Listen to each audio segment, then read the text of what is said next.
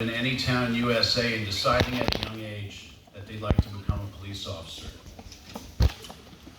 So they live their life, they live their young life, conduct, becoming of a police officer, and they start to head into the latter years and become young adults, and the testing process starts, the applications fly,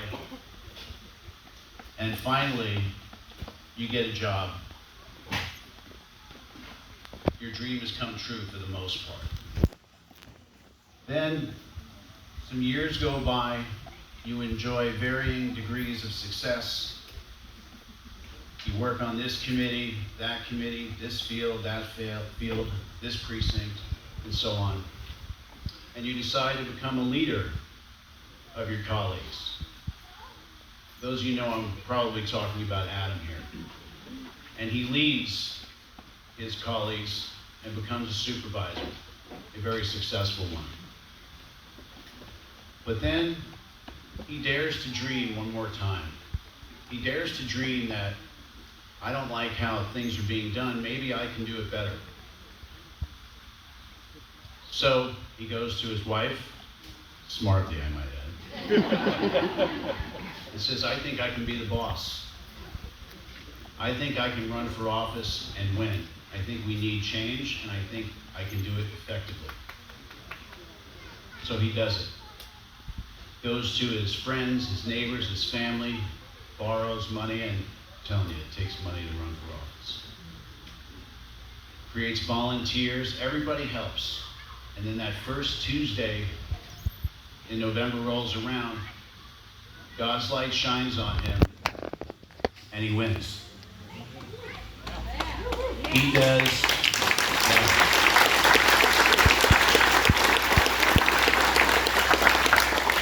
The American dream fulfilled, that you can do whatever you want in this nation if you put yourself to it.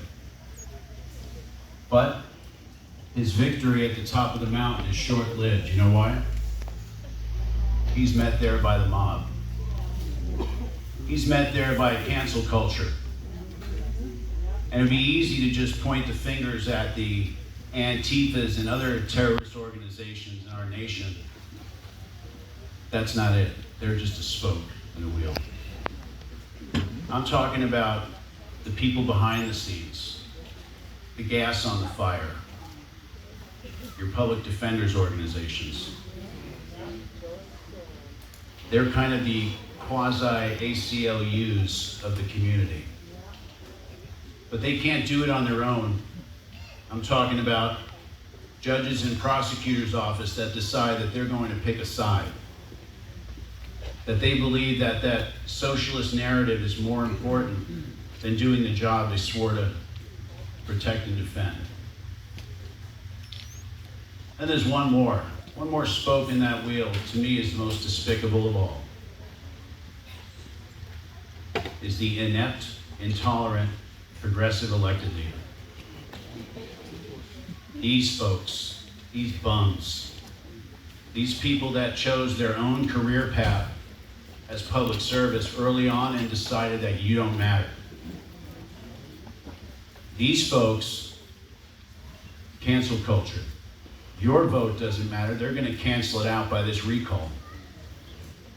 They've decided that pooling these efforts together along with these organizations, putting chaos in your community 24/7, they're going to continue to pour the gas. You know why?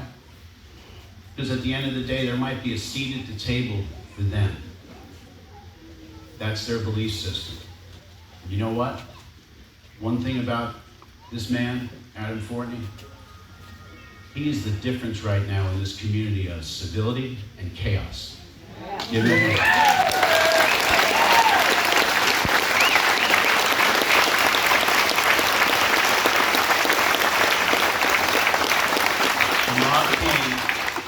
The mob came and they left bleeding.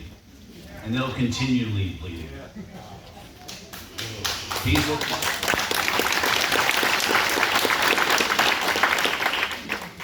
In my opinion, corrupt elected leaders are no different than the awful people that climbed into the cockpit 19 years ago and crashed those planes into those buildings.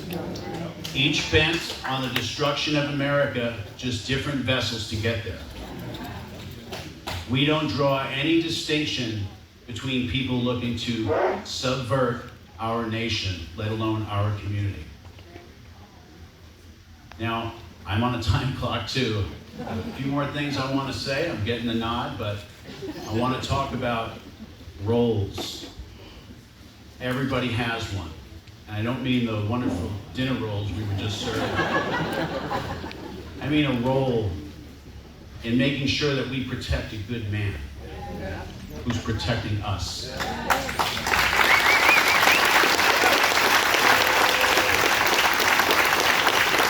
Your activism is key. Now, not everybody is going to be vocal, stand here at the podium. Not everyone's going to wave a sign, but everybody has a role, whether it's writing a check, waving a sign, using your social networks, your coworkers, your colleagues, and reminding people that the very banner of freedom that flies over us is provided by that man.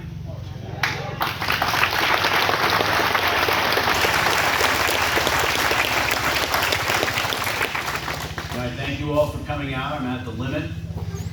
I appreciate you. God bless you. Thank you to all the elected leaders in this room that have stepped up to do the same and protect their community. I know early on we give them a round of applause, but trust me, they deserve it.